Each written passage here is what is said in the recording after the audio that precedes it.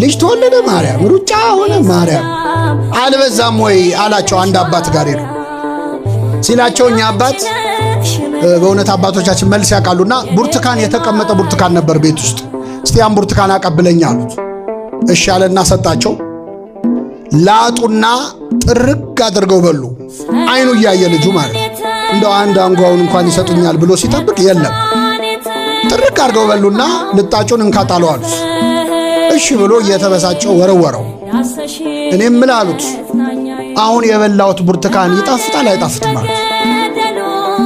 ደሙ ፈላ። እንዴ እኔ ይጣፍጥ አይጣፍጥ እኔ ምን አውቃለሁ አለ። ለምን አታውቅም አሉ። አልቀመስኩትም አለ። የድንግል ማርያምን ፍቅሯን ካልቀመስከው አታውቀውም አሉት። ምእመናን ጥቅሱ ሊጠፋን ይችላል። ብዙ እናቶች ድንግል ማርያም ታማልዳለች ወይ ይሄው ዮሐንስ ወንጌል ምዕራፍ 2 ላይ እኮ አማልዳለች ብለው ጥቅስ ማሳየት አይችሉም። በሷ ምልጃ የዳነ ቁስላቸውን ግን ገልጠው ማሳየት የሚችሉ ሰዎች አሉ የሉ? ለምልጃዋ ምስክሮቹ እኛ ነን። ከመጽሐፍ አይደለም ያገኘነው። እመቤታችን ለማማለዷ ቆመን መሄዳችን ምስክር የሆንን በጣም ብዙ ሰዎች አሉ። አባቶቻችን ያስተማሩን በተግባር ያዩትን ነው።